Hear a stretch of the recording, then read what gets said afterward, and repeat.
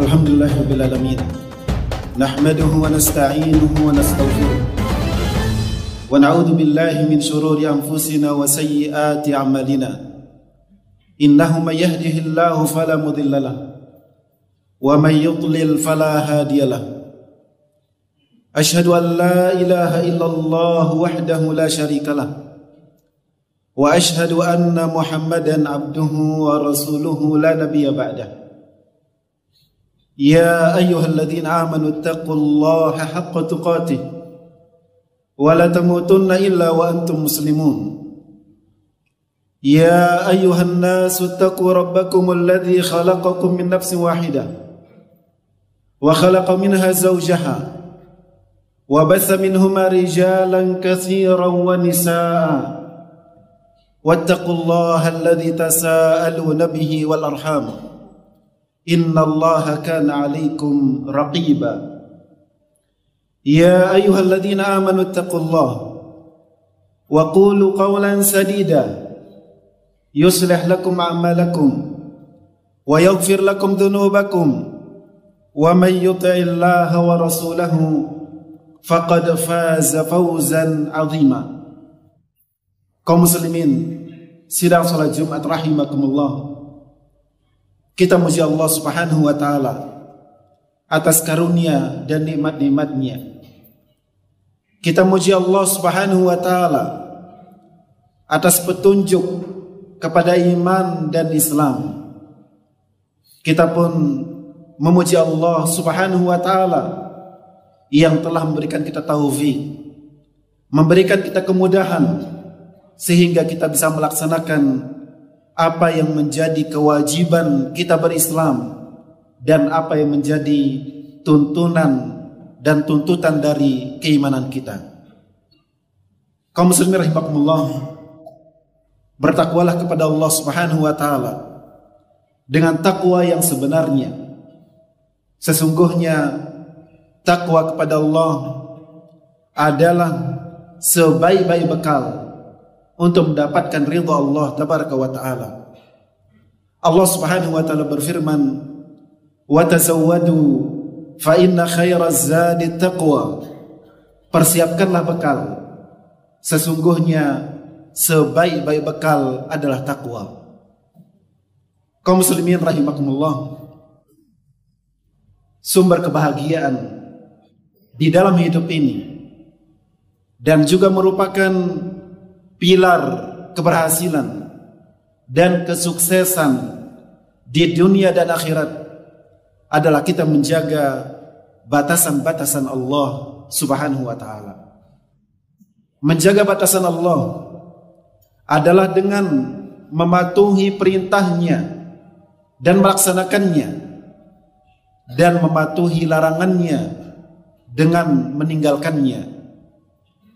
Menjaga batasan Allah adalah dengan kita mematuhi apa yang dibolehkannya dan apa yang dilarangnya. Allah Subhanahu wa taala dalam Al-Qur'an telah memuji hamba-hamba yang menjaga batasannya. Allah berfirman, "Hadza ma tu'adun likulli awwabin hafidh." Inilah nikmat yang dijanjikan kepada kalian wahai penghuni surga, yaitu kepada setiap hamba yang senantiasa bertaubat dan menjaga batasan Allah. Ikhwan fillah rahimakumullah, perkara paling besar yang diperintahkan kita untuk menjaganya adalah perintah salat, karena merupakan tiang agama dan merupakan rukun terpenting di dalam Islam setelah dua kalimat syahadat. Allah Ta'ala berfirman, "Hafidhu ala salawat was salatil wusta." Jagalah salat 5 waktu, khususnya salat yang pertengahan. Salat pertengahan adalah salat asar. Kemudian Nabi kita SAW bersabda menjanjikan keutamaan bagi orang yang menjaga ibadah salatnya. Man hafadha 'alaiha kanat lahu nuran wa burhanan wa najatan yaumal qiyamah. Siapa yang menjaga salat, Siapa yang memeliharanya, maka salat itu akan menjadi cahaya, menjadi bukti dan keselamatan baginya nanti di hari kiamat. Kaum muslimin rahimakumullah, di antara yang juga kita diperintahkan untuk menjaganya adalah menjaga pendengaran, penglihatan, dan seluruh anggota badan. Rasulullah SAW bersabda ketika menerangkan hakikat dari rasa malu, al-istihya'u minallahi haqqal haya, an tahfadhar ra'sa wa ma wa'a wa tahfadhal batna wa ma hawa. Rasa malu kepada Allah yang sebenarnya adalah engkau menjaga kepala dan semua yang ada di kepala, dan menjaga perut serta semua yang ada di sana. Menjaga kepala mencakup menjaga pendengaran, penglihatan dan lisan. Menjaga perut termasuk menjaga hati, menjaga tangan, kemaluan dan kaki. Menjaga perut adalah kita menjaga agar tidak sampai makanan dan minuman yang haram ataupun yang diperoleh dengan cara haram masuk ke dalam perut kita. Menjaga hati adalah dengan kita tidak memperturutkan pikiran-pikiran yang rusak, yang merupakan pikiran yang terlarang. Kemudian ikhwan fillah rahimakumullah, apa yang akan didapatkan oleh orang yang menjaga batasan Allah? Ikhwan fillah rahimakumullah, di antara yang akan didapatkan oleh orang yang menjaga batasan Allah adalah dia akan mendapatkan penjagaan dan pertolongan dari Allah Subhanahu wa taala. Allah Subhanahu wa taala atau Nabi kita sallallahu alaihi wasallam, beliau bersabda, "Ihfazillaha yahfazka, ihfazillaha tajidhu tujahak." Jagalah batasan Allah, niscaya Allah akan menjagamu. Jagalah batasan Allah, niscaya engkau akan mendapatkan Allah di hadapanmu. Kaum muslimin, dari hadis di atas bahwa orang yang menjaga batasan Allah akan dijaga oleh Allah Subhanahu wa taala. Dan penjagaan Allah kepada hamba dapat dilihat, dapat terwujud pada dua hal. Yang pertama adalah penjagaan Allah Azza wa Jalla pada kemaslahatan dunianya. Allah menjaga badannya, menjaga keluarganya, menjaga hartanya dan lain sebagainya. Dan salah satu contoh yang paling nyata adalah yang Allah ceritakan tentang rumah dua anak yatim yang dibangun kembali oleh Hadir rahimahullahu taala karena di dalamnya atau di bawahnya ada harta peninggalan kedua orang tuanya. Allah taala berfirman mengisahkan perkataan Hadir, wa ammal jidaru fakana li ghulamaini yatimaini fil Madinah wa kana tahtahu kanzun lahuma wa kana abuhuma salihah. Adapun dinding rumah itu adalah milik dua anak yatim di kota tersebut. Di bawahnya tersimpan harta untuk mereka berdua. Wa kana abuhuma salihah. Yang demikian itu disebabkan karena kedua orang tuanya adalah orang yang saleh. Allah utus Hadir untuk memperbaiki rumahnya demi menjaga harta yang ada di dalamnya karena kedua orang tuanya adalah orang yang saleh. Masyaallah muslimin rahimakumullah, disebutkan di dalam biografi Abu Thayyib At-Tabari rahimahullah bahwa ia pernah naik perahu di usianya ketika berusia 90 tahun. Ketika perahu tersebut merapat menepi, ia langsung melompat ke pesisir tanpa turun terlebih dahulu ke air. Sehingga orang yang hadir di waktu itu heran dan mengatakan, "Ya Syekh, wahai orang yang tua, bagaimana engkau dapat melakukan ini padahal usiamu sudah 90 tahun?" Beliau menjawab, jawaban yang pantas untuk kita perhatikan. Hadhihi a'dha'un hafidnaha fi sighari fahafidhahallahu lana fil kibari. Anggota badan ini kami telah menjaganya di saat muda, maka Allah menjaganya di saat kami tua. Kaum muslimin rahimakumullah. Kemudian yang kedua di antara bentuk penjagaan Allah Azza wa Jalla kepada orang yang menjaga batasan Allah adalah Allah jaga kemaslahatan dan kepentingan agamanya. Itu Allah Azza wa Jalla akan jaga agamanya, Allah akan jaga imannya dari syubhat, dari bid'ah dan syahwat yang diharamkan, disebabkan karena hamba tersebut taat dan saleh kepada Allah. Kisah Nabi Yusuf alaihissalam adalah contoh yang terbaik dalam masalah ini. Ketika istri raja menggodanya dan menutupi pintu demi pintu untuk mewujudkan niat jahatnya, tetapi Allah menjaga dan menyelamatkan Nabi Yusuf alaihissalam disebabkan karena kesalehannya. Allah berfirman, "Walaqad hammat bihi wa hamma biha laula an ra'a burhana rabbih kadzalika linasrifa anhu as-su'a wal fahsya innahu min ibadinal mukhlasin."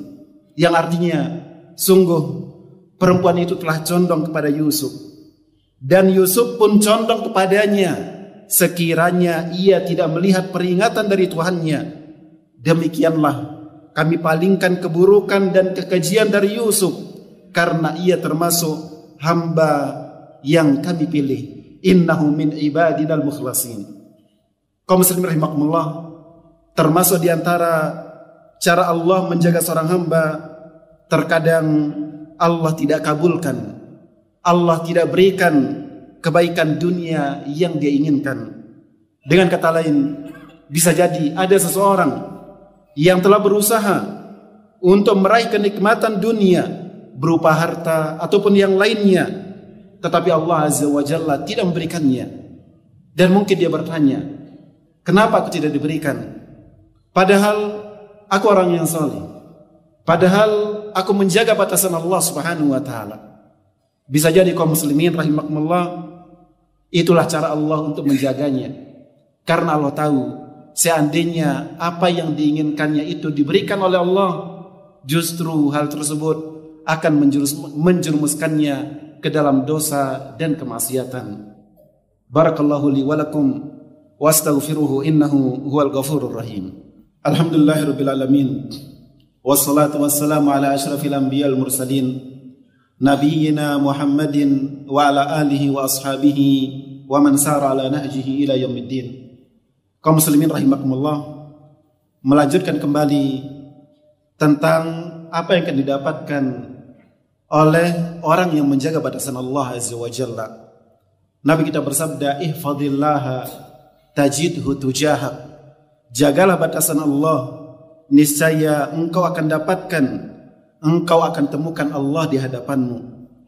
Hadis ini kata para ulama menunjukkan bahwa orang yang menjaga batasan Allah dengan melaksanakan perintahnya dan meninggalkan larangannya, dengan menjauhi apa yang dilarang dan diharamkan oleh Allah Azza wa Jalla, adalah Allah akan memberinya bimbingan, Allah akan menuntunnya, Allah akan menjaganya, Allah akan menolongnya. Di antara contoh nyatanya adalah pertolongan yang Allah berikan kepada Nabi kita Muhammad sallallahu alaihi wasallam di saat beliau bersembunyi bersama Abu Bakar di gua dari kejaran orang-orang musyrikin yang mengejar beliau di saat perjalanan melakukan hijrah ke kota Madinah. Allah Azza wa Jalla mengisahkan perkataan Nabi kita sallallahu alaihi wasallam, "Idh yaqulu li sahibihi, idh yaqulu li sahibihi la tahzan, innallaha ma'ana." Ingatlah ketika Nabi Muhammad berkata kepada Abu Bakar sahabatnya, "Janganlah bersedih, janganlah takut, karena Allah bersama kita." Allah selamatkan Nabi kita, Allah jaga Nabi kita, padahal orang musyrikin sudah berada di pintu gua seandainya mereka menunduk, mereka pasti melihat Nabi kita di dalamnya. Kemudian contoh lain adalah kisah Nabi Musa alaihissalam ketika ia dan kaumnya lari menyelamatkan diri, tetapi terpojok berhenti di lautan, sementara Fir'aun dan tentaranya hampir berhasil mengejar, sehingga kaum Nabi Musa mengatakan, inna lamudrakun, sungguh kita pasti dikejar, kita pasti ditangkap. Tetapi Nabi Musa alaihissalam yang tahu pertolongan Allah dan mengerti sebab pertolongan Allah azza wa jalla, dengan tenang dia mengatakan, qala kalla inna ma'iya rabbi sayahdin. Dia mengatakan, tidak, kita tidak akan terkejar, tidak akan tertangkap, karena sesungguhnya bersamaku ada Tuhanku yang akan menunjukiku. Demikianlah Allah menjaga Nabi Musa alaihissalam karena dia sedang melaksanakan perintah Allah, dia sedang menjalankan dan mematuhi batasan-batasan Allah Subhanahu wa taala. Semoga Allah azza wa jalla menjaga dan menolong kita. Semoga Allah azza wa jalla memudahkan kita untuk melaksanakan dan menjaga batasan-batasannya. Innallaha malaikatahu yusholluna 'alan nabi ya ayyuhalladzina amanu shallu 'alaihi wa sallimu taslima.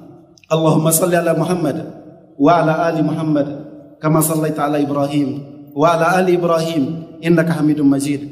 Wa barik 'ala Muhammad wa 'ala ali Muhammad kama barakta 'ala Ibrahim wa 'ala ali Ibrahim innaka Hamidum Majid.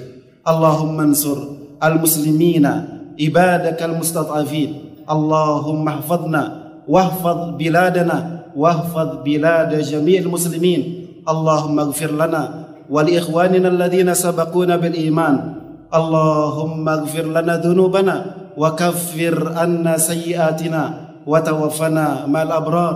Rabbana zalamna anfusana wa illam taghfir lana wa tarhamna lanakunanna minal khasirin. Rabbana atina fid dunya hasanah wa fil akhirati hasanah wa qina adzaban nar. Wa sallallahu wa sallama ala nabiyyina Muhammad walhamdulillahi rabbil alamin.